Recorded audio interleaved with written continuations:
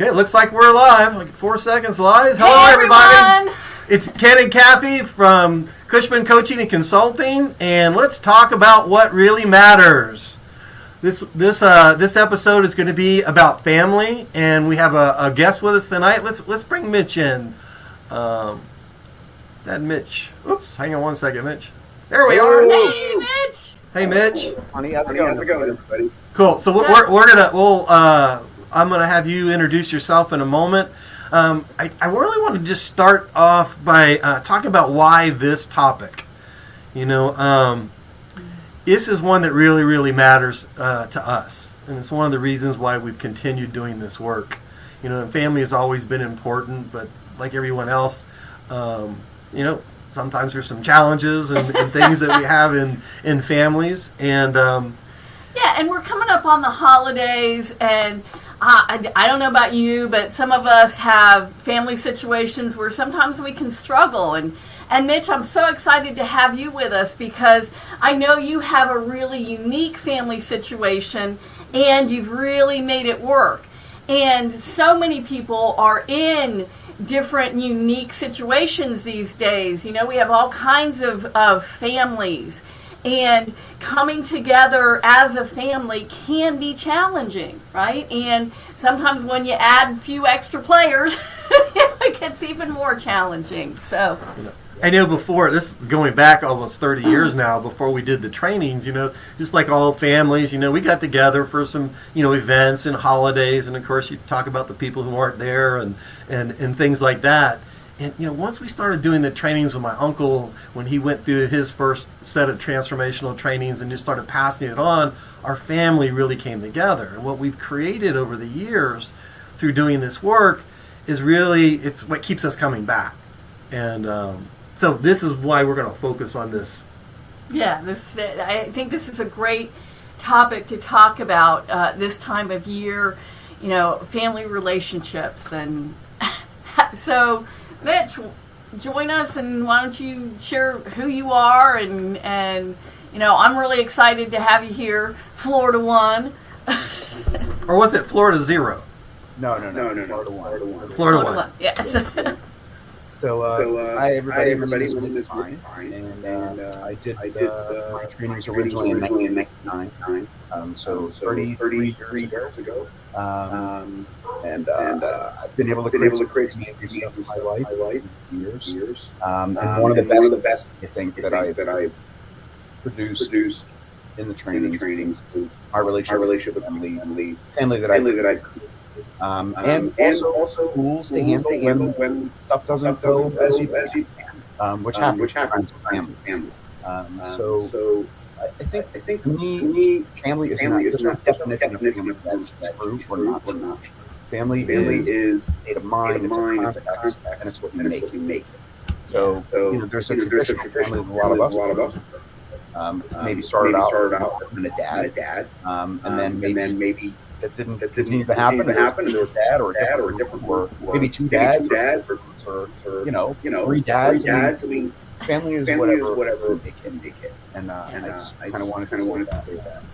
My example, very unique in my situation. Just because my yours aren't exactly the same doesn't mean that's the less of both of us. Exactly. If you're out there, ask a question, say hi so we know you're there. And feel free to jump in at any time if you have a question, and we'll get it up. It's a little bit of a delay, so it might take us a few seconds to show it. So we're here with Mitch talking about families. And one of the things you said earlier, Mitch, was about that you have some kind of rules and things in place for when things don't go right. So why don't we talk about some of those? Because I'm really interested in that. Hi, Yida. Hey, Yida. Hey, David. Mitch, you have an echo. I'm going to go ahead and put on my headphones just in case that's causing an echo here. Oh, you can't hear that. Yeah. That's okay. I'll be fine. I wonder if I lower my speaker. I'm going to mute. We're going to try that. Oh, that's a good idea. Okay. Go ahead, Mitch. All right. So the first thing is that, like I said, it's completely a state of mind, and it's very much what I call a conversation. So it is what you make it. And that means that when stuff's not going exactly like you planned, just like in any relationship, the first place that I look, and we all get to look, is how am I creating this? Right? That's the first question we all look at. And all the adults in our family have done this work, either as adults or as teenagers. So we all share a common set of tools. And one of those is taking a look at how I'm generating what's happening around me in the world. So just like anything else, career, my health results, my intimate relationship, anything, there's always value in looking at how I'm creating what's happening around me. And that can be things that I'm saying or doing that are triggering someone else saying or doing something, or it can be how I'm interpreting the situation. And there's a lot of different ways to kind of look at that. So that's the first thing, is when stuff's not going stuff's not going as we planned or not going well. First thing is look in the mirror and see what's going on. How am I generating that? Not from a perspective of blame or making myself or anybody wrong, but just, okay, so if it was up to me and I was the one that was generating what's going on in front of me, what would I be doing that's creating this, and how can I have it be some other way? So that's the first thing. And the second is practice listening. So, a lot happens in dynamics with a family. The more people that are around, the more complex it can get. But sometimes just being still and listening to what others are communicating and how I hear it, right? So not just listening to what others are saying and the words that they're saying, but what I make up about that, or how I interpret what they're saying. And noticing the patterns that kind of run, right? Those patterns are set from the earliest age, right? From the time pre-conscious, probably, right? We don't even remember when we started making up what we make up about our families. But those patterns and those tapes are always running in the background. So sometimes just a matter of just stopping and noticing what's going on in the back of my head. And just noticing that oftentimes is enough to kind of shift it and jolt it and have it be different. And the other thing is have fun, be outrageous. If you can't be authentic and be yourself in front of your family, where can you be, right? So, I know not all families are perfect, and actually no families are perfect, except they are perfect in their imperfection, right? They're exactly how they're supposed to be. But it's an opportunity to really kind of let go, be who I am, what's going on, have a good time, and not take things so seriously. And I know that's hard to do sometimes, and it's hard for me sometimes too. So when I find that I'm having a really difficult time cracking a smile or making a joke, I try an exercise on called a reporter. So what I do is I pretend in the moment like I'm actually a journalist, and I'm just recording what's going on, just listening, noticing what people are saying, noticing what's going on, just like a journalist would, or a real journalist should, which is from a perspective of neutrality, right? It's not about me. It has nothing to do with me. I'm an observer in the situation and noticing what's going on. Now, I'm not advocating not actively participating in your family and always being an observer, but when stuff starts getting rough, I kind of back away and just kind of do that exercise. Like, hey, I'm Mitch Frimes from the New York Times, and I'm just here to notice what's going on. Thanksgiving, 2022. Right. And then I find that whatever was charging me up or whatever was going on just kind of dissipates, kind of goes away. Real quick, just want to say thank you guys for the feedback on the Echo. Appreciate it. Really helped. And if you're out there, if you have a question, shoot it out, and we'll pull it up as soon as we can. Hey, David. Thanks, David and Gita, for that feedback too. Yes, thank you. Hi, everyone. It's Kathy and Ken Cushman. We're here with Mitch Fine. We're talking about families. We're talking about the things that really matter, and family is one of the things that we all agree really matters and can be challenging sometimes. I know for me, one of the things you said, Mitch, was about listening. And I know I have a tendency to think I know my family.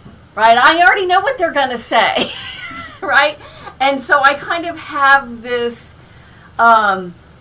preconceived listening sometimes, right? That I go into a conversation with family with, and I think more so with friends, like than with friends. Like I it's almost like I expect more from family, and I think I know them better, so they should be, be a certain way sometimes. and I know that doesn't work, but I know those are some of my old patterns that I have a tendency to do in relationships with family. Yeah.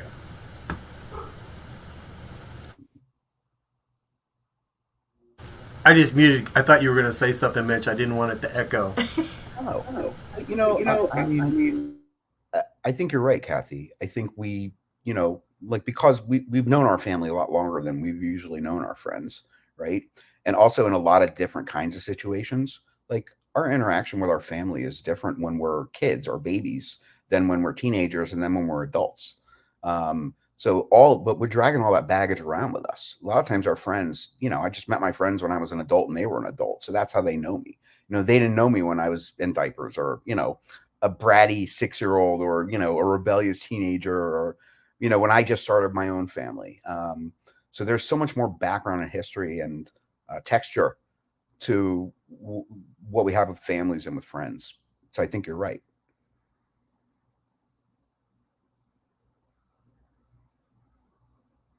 Go ahead. Okay. And we say like, oh, my friends are like family, but you're right. It's like there is some limit to that in how we relate and how well we know our friends in our life. Well, and sometimes though, I think, we do have those friends that are so close that they become that. I think we begin to treat them the same way. Mm-hmm. Like that we know how they're going to be, or we in know the how bad they're going to ways react. too sometimes, yeah. Right? And not that it's bad, but sometimes in the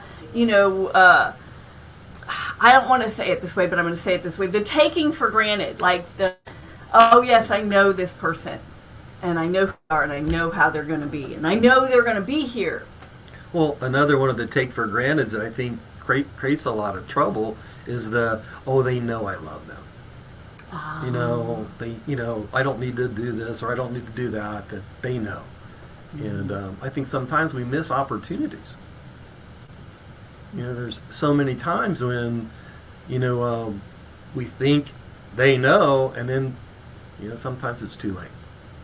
Mm-hmm. I think one of the biggest things that I got out of the trainings that it was so important to me in family is be with everybody like this was the last time. Mm-hmm.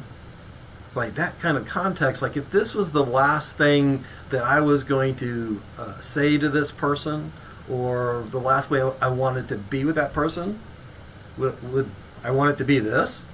And if not, then do something else or say something else. Mm-hmm. Right? Because we never know. That we take for granted too that we're going to see them again. Yes. I think if you always treated each reaction, or I think reaction, each interaction, mm-hmm. like it was the last one, it'd been a much different experience. Yes. So hello everyone, it's Ken and Kathy here again. We're talking about families, and we've got Mitch Fine here with us, and he has created an amazing family, and he's been sharing with us some of the things that he does that work about family. So if you're out there and if you have a question, go ahead and ask your question. One of the things I was thinking about, Mitch, was,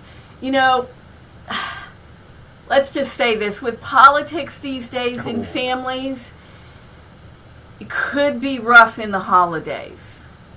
So I'm going to put that out there and then we'll let you talk for a sec. Yeah. I'll add in on that in a minute. Well, that's where the journalist. I just want to say this real quick. Hello, Matt. Hey, Matt. Go ahead, Mitch. I'm sorry. Oh, sorry. I was going to say that's where the journalist mode really kicks in, right? Is where like, okay, the person just said, whatever they said, and boy, I can like feel my blood pressure rising, and I'm like ready to jump up and just, say whatever, and just stop, kind of think about it. But the other thing that I've tried on recently. I mean, I've always known this, I think intellectually, but I tried it on recently, and it really wasn't about politics per se, but kind of in the same vein. So, my dad, my mom and dad divorced when I was very young, and my dad and I had a back and forth relationship growing up. He had a second family, and I've got a sister from that. And my dad's very analytical. He was an accountant and a CPA and a CFO for a very long time. So, he thinks in terms of dollars and cents and transactions and taxes and things like that. And, our relationship there's always been that element where pretty much in every conversation, no matter what, we're going to wind up talking about money at some point. Either taxes or, how much I'm making or how much I should be making or, how much I'm being underpaid or whatever, right? That always comes up. And at some point very recently, I was having a conversation with Melissa, my amazing wife. And she was frustrated. And I said, to myself, at some point in time, I got to have what I have here. My mom's gone. And so my dad's my only living, biological parent. And, he's getting older, he's in his 70s. I mean, how much time do I really have? Like what Kathy was saying. So, I can spend the rest of that time trying to change him, or I can just let him be who he is. Right. So just like in an intimate relationship, right. Trying to change your spouse, it doesn't work. Right. It doesn't work. It produces the opposite pretty much of what you mean. I haven't changed you? Hey, Mitch, we got a question. David Durbin asked, what are some ground rules you might recommend for family gatherings over the holidays? Oh, that's a great thing. Yeah, I mean, we've actually done the no politics before. And so this happens in certain family interaction where part of the family is kind of one side of the fence and the other one's the other side of the fence. And we didn't do this until, pretty recently. And I think everyone's pretty aware of the, we're kind of polarized as a country and as families too. But we have a no politics rule, just like, there's plenty of other stuff to talk about. Talk about, what the kids are doing and talk about what the Phillies are doing. Talk about, whatever it is. But let's avoid the subject of politics, right? Because none of us are going to change each other's minds about this. We're pretty much all made up by now. And they know how we feel. And I know how they feel. So really, what am I trying to do? Am I really trying to make a point or be right or look a certain way? Or do I really want to enjoy the experience of being with my family? And so that's one rule. That's one rule that we tried. Hey, Not. Welcome. Hey, Not. I think, for me, it's just let's have it be about them. And when I put my focus on them as a ground rule, I usually don't have conflict.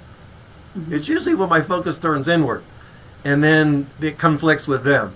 But when I focus on them, like, let's have this be about them and let's have them feel special, that always works for me. Mm-hmm. Oh, Gita had a comment, something she shared, so I want to put that up and share that. While I love my family and they love me, any interaction with my family can become painful. Yes, sometimes. Yep. I think after trainings, I became more aware of how much they can hurt themselves or how much I can hurt them with just the choice of words or habits, internal conversations. That's very powerful. True. Absolutely true. And sometimes I realize I don't think about it. Like simple interactions, what a difference they can make. Thanks, David. So this is Ken and Kathy here. We're talking about families and relationships. Feel free to share or ask questions. We'll get it on the screen. What were you saying, Mitch? I was going to say, so, I was talking about my dad. So something very interesting happened last week. So after I finally said to myself, I'm not going to change him. He's going to be who he is. And it is what it is. And let's just enjoy the time we have. And if he wants to talk about money or taxes, whatever, I'd rather him talk about that than not hear him. Right. So last Friday he called and, he said, I've been thinking about, the way that our relationship works. My dad hasn't done any of this work and he's not a particularly introspective guy. And I am. Right. So it's that's kind of always a little bit of a head to head. But it's like, I've been thinking, I've been kind of looking at this and I don't think we should talk about taxes anymore. And I don't want to talk to you about money anymore. And I also don't want to talk to my grandson, Jake, about that either. He's like, I want to talk about music, and I want to talk about sports, and I want to talk about the fun stuff. Let's talk about that kind of stuff. And, if you need advice about money or taxes, go hire an accountant, which is about the best thing I've heard my dad say in a long, long time. So it seems almost like as soon as like that conversation between Melissa and I had about kind of letting go, just letting him be who he is, it's almost like it gave him room to kind of come around and kind of see things in a different way. I don't entirely know how that works. Logically, it doesn't really make sense, but I mean, it's certainly not the first time something like that has happened. And, it's kind of some powerful evidence for, just letting people be where they are and loving them anyway, Good. Yeah, when you were talking earlier about listening and about family and really hearing people, I was thinking about it today because my brother came over today and was here for a little while, and I was driving him home, and we've been helping him out a lot, and he was complaining about this place that he lives, that I helped him find, that like I have an attachment to this place because I helped him find it. And he was complaining about it. And I could feel myself tense up. And all of a sudden, I saw him, he looked over at me and he goes, I don't mean to complain. And I realized in that moment, he's not trying to complain. That's how he communicates. Like, that's just him. Like, he doesn't see it as he's complaining about anything. This is just him communicating about life. And that's how he has learned how to communicate, is about what's wrong, what's missing, and what's not working in his life. And like just realizing that today has been so freeing for me, because I've been trying to react to what he says, right? And do something about what he says rather than, oh, he's just telling me about his day. He's just, for him, this is just talking. So I think it's important, like what you said about listening and really how we listen to people. Yeah, the listening to understand, or even, I want to say it this way, put on, I don't know how I want to say this, but I listen from a place of what's happening over there. Mm. Like, what's going on over there? Why would they say that? Not like as a reaction, but so I can understand them, like really empathy.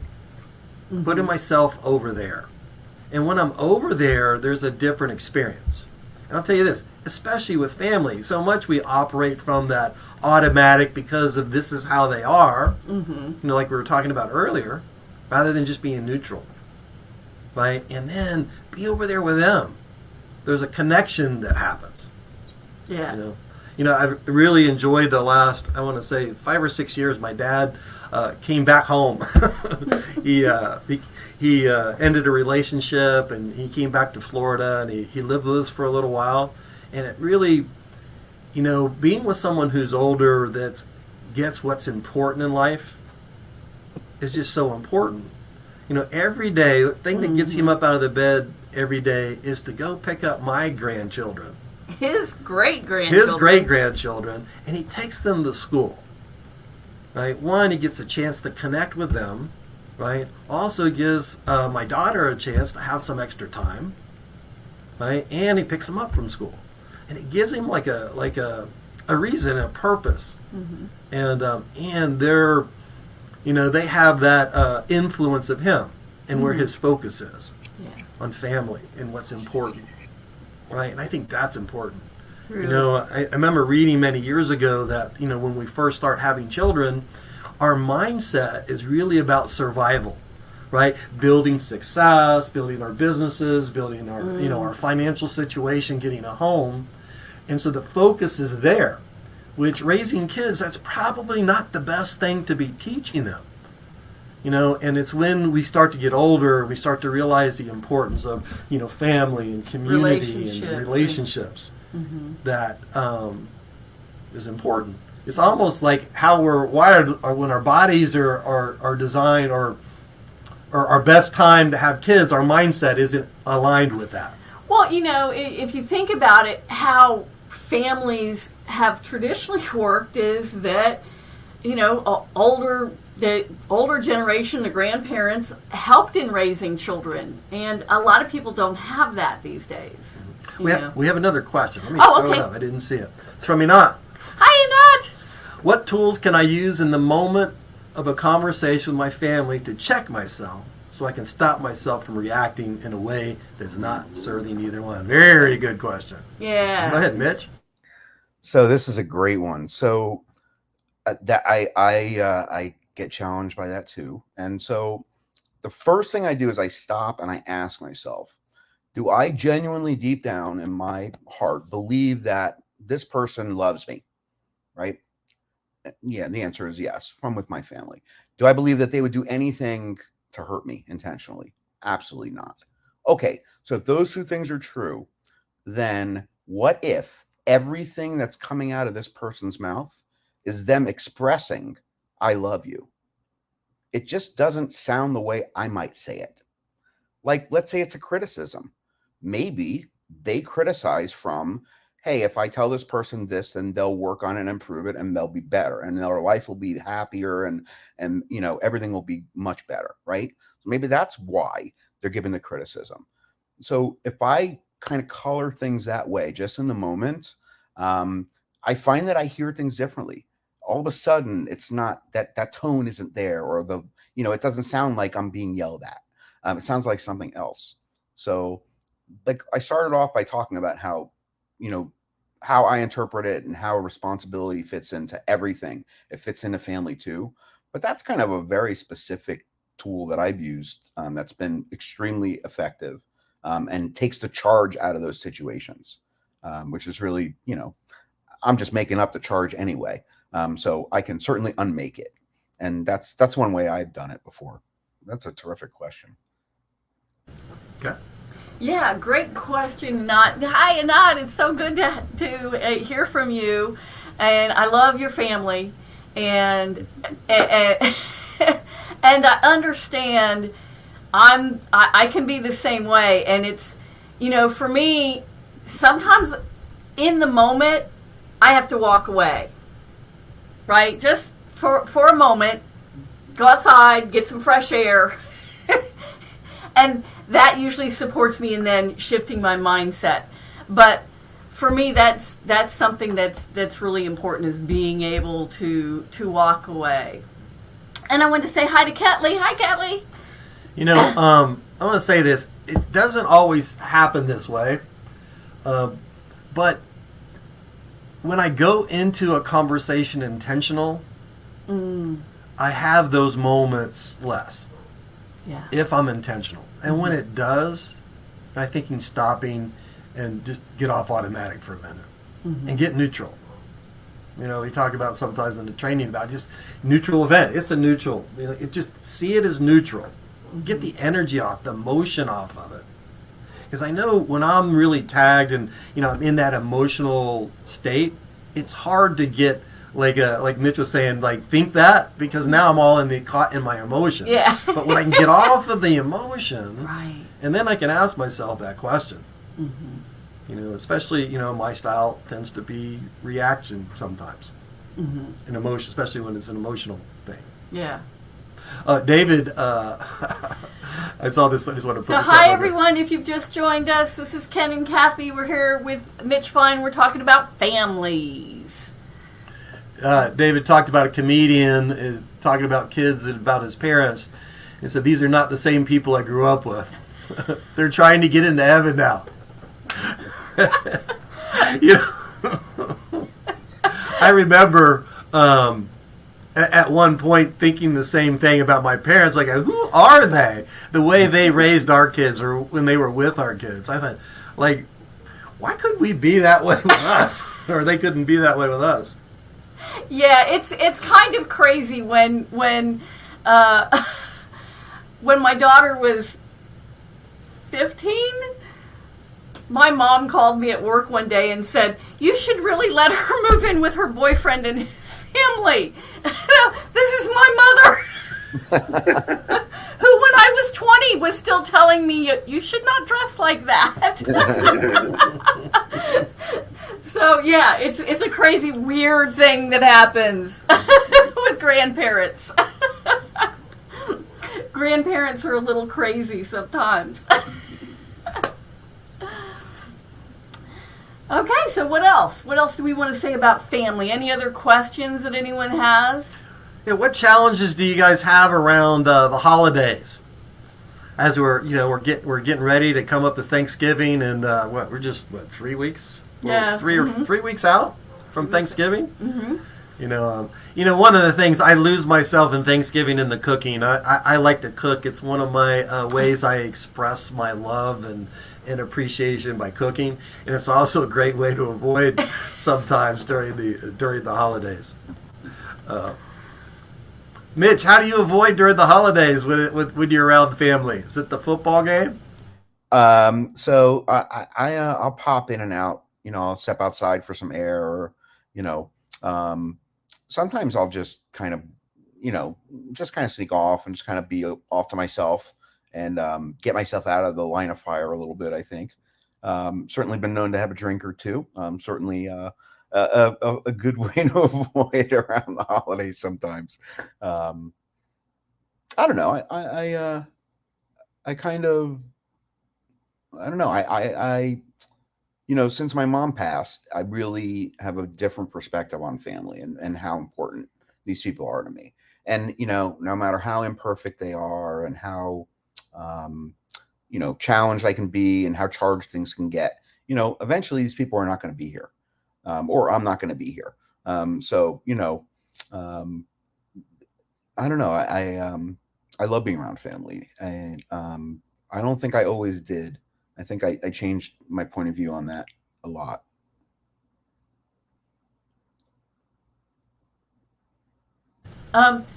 Sometimes I like to, particularly with his family, he has a bigger family than I do, like just being there and kind of listening to everyone, right? Like sometimes I like to just sit back and like listen to his aunts in the kitchen giggling, or somebody else over here fighting about some football game or something, and just like I love just kind of watching them together. It really is an amazing feeling. Yeah, Yida said she's 6,000 miles away from her family. So it helps the gathered issue, right? Yeah. Unless you buy an expensive ticket. So it's another challenge. Yeah. I know there's a lot of people like that, whether you're on the other side of the country or on the other side of the world. Mm-hmm. I know there for a while when I was doing a lot of trainings overseas, sometimes I'd be away during the holidays. Mm-hmm. Not like Christmas, but I've been away during Thanksgiving, mm-hmm. right? And some other holidays. So it can be challenging. Well, and the thing that I think is great, though, is this technology, right? There are ways that you can connect with this technology these days that is so much better than anything we ever had before, So it isn't the same as being able to hug your mom. I know that. It's definitely not the same as being there. But technology has, I think, helped bring us closer. So, Mitch, I know you've been traveling a lot lately and working away from home and things like that. So, how do you maintain? How do you keep things going when you're traveling in a bit of ways? Well, I talk to my wife every night, even if it's for 30 seconds. Just so she can hear my voice. And I actually, being on the road a lot, I actually get to connect with other parts of my family that I might not normally connect with. So it's actually kind of a blessing in disguise. And I think Melissa actually, doesn't mind it too much, a little bit. It's a change of pace, and when we're back together, we appreciate each other that much more. I mean, I find that I'm like really like looking at the weekend, being like, no, I don't want to sleep in an extra 3 hours. We got stuff to do today. We got catching up to do here. So that's kind of a nice feature of it. But like you said, we have all kinds of great technology, cell phones and internet and video and all that stuff, which we didn't have before. So it's actually it actually helps with that kind of stuff a lot. Gita's right on. We can connect, and it takes the pressure off dressing. I don't have any shorts on right now. He's lying. Just kidding. But that's true. Yes. It does make it a lot easier. And, like we said, it still isn't the same as being there. There's something about being able to hug someone in person. A lot of people know this, and I don't know how many that are listening tonight that know this, but I'm really looking forward, Mitch, to you having your first grandkid. Me too. Another adventure in family. My whole world changed. Yeah. 14 years ago. Right? My granddaughter is turning 14 tomorrow. Amazing. Right? And watching my daughter, like Kathy and I, there's been times we look over there and go, like, where did she learn that from? Because it wasn't us. Yeah. Right? Or at She's least an amazing mom. Great. Her and her husband are just great parents. Really great parents. But watching from this perspective, opens up just another whole experience of family. Yeah. And then, watching my dad, my grandfather passed away, and I never knew my great-grandfather. But my dad, and watching him, he's been a great model. And I'm looking forward to my great-grandkids, or who knows, great-great-grandkids, I've been starting, over the last couple of years, taking a lot better care of my health, because I want to see them. Yeah. It's important. David said if you don't have a pro Zoom account, it limits you to 40 minutes, so you don't have to spend a lot of time. You have an excuse. I'm sorry, guys. We only have 40 minutes, so. It's the whole old cell phone. I'm running out of minutes. Sorry, gotta go. Yep. When one of those topics come up that you don't really want to talk about with the family. Yeah, like the payphone, right? Oh, sorry, I'm out of time. Oh my goodness, showing your age there, Mitch. Yeah. The payphone. Exactly. God. I think I heard they just took out, like, just within the last month or two, the last payphone in New York City. They left the booth. Oh, they did? Yeah. They just took out the phone. Yeah. Well, I know they were starting to put up charging stations at some of those where phone booths were. Right? Oh. To support people on the streets and homeless. That would make sense. Phone booth. I'm sure there's people who are going to watch this and go, what? Anybody have a question about family, or could even be a question for Mitch?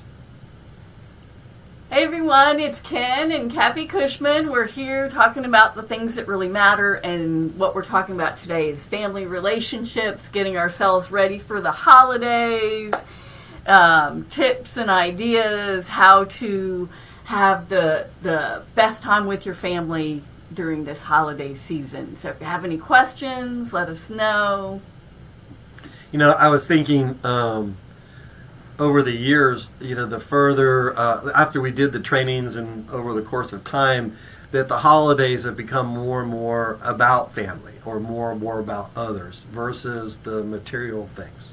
And I know that's another thing I think gets to be challenging for people. And here we are now with the economy and the position that it's in, and some challenges that are people having, that when it comes to the holidays, the whole gift giving and all the the craziness that goes with that.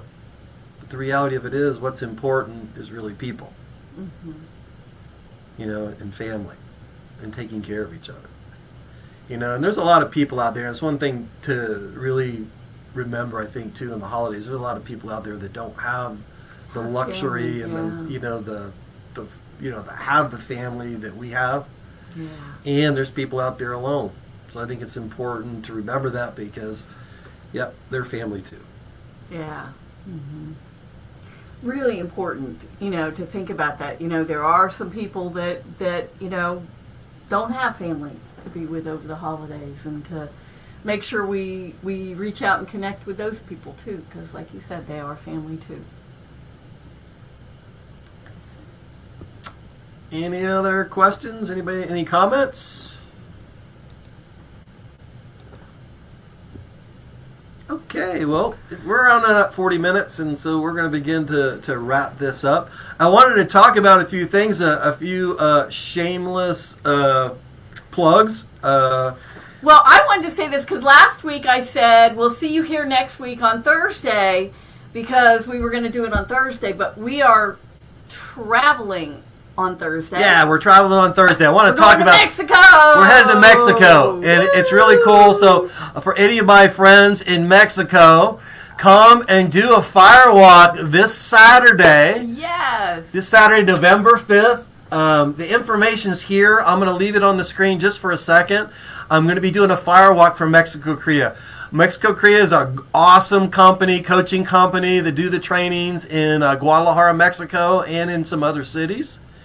And they're doing this is their 10th year anniversary, and they're doing a big thing, and we're going to do the fire walk in Guadalajara that Saturday afternoon into the evening. You can contact Luis for the details or register. His Instagram information, Facebook, and Facebook for Mexico Korea is there. If you want to direct message them, they'll get you the details. The seating, I believe, is limited.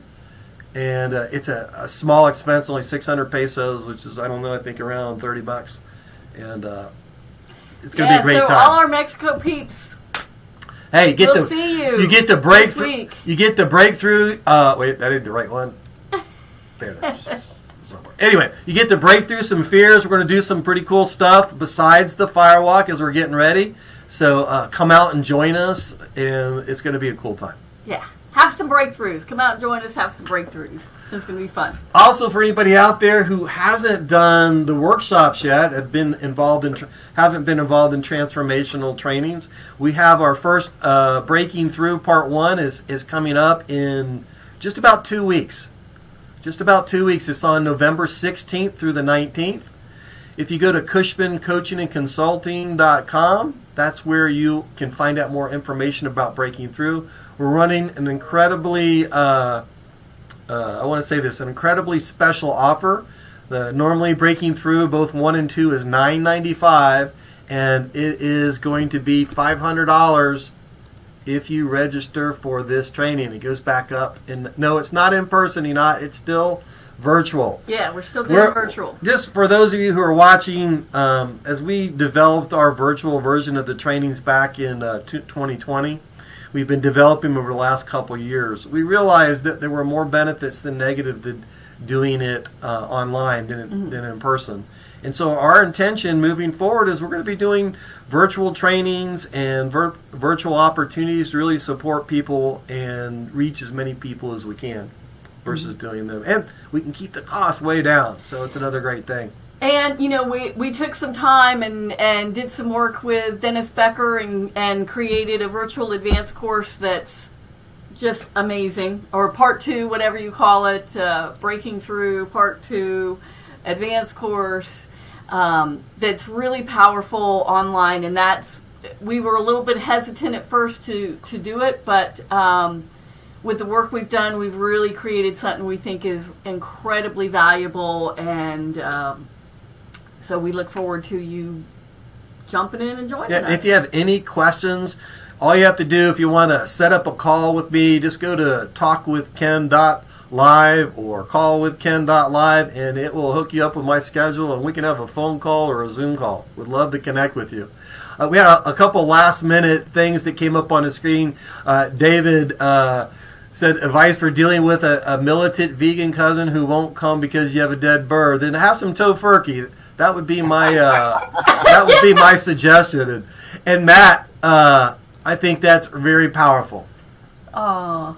Being with your family. Family, yes, and absolutely. It is, and that's the thing that we really need to remember. Yeah, and to remind ourselves. Yeah, it's so easy because gets so commercialized, everything about the holidays. And I think it could be one of the best gifts you could give your kids is that lesson. And I'm talking about the younger ones, is to get away from the commercialness and bring it back to what it's really all about. About being together, being with people. Yeah, absolutely. Cool. All right, everybody. Thank you so much for joining us. We'll post. We'll post soon when the next one's going to. We might do one on Tuesday, and we might do one on Thursday of the following week. Okay. But we'll let you know. You'll see the post. But definitely on Thursdays, we're going to be meeting in the afternoon. And watch for other things. We're going to be bringing some trainers, and we'll have a chance to talk with some different trainers from all over the world and learn more about transformation. So thank you guys for coming. Really appreciate it. And, we'll be here talking about things that are really important, talking about what matters. And Mitch, thank you for taking time to come and be part of our Thank our you discussion. For sharing with us about the family you've created. I'm so inspired by you and your awesome family that you've created. I really appreciate you being here with us and sharing your advice and your tips with us. I think it'll be really helpful for a lot of people, including me, this holiday. So thank you. And to everybody, Big Four is out to you. We will see you next week. Or maybe before. I want to see my friends in Mexico. Come tell me online. Yeah. I'll give you a big hug for free. Bye, everybody. Bye, everyone.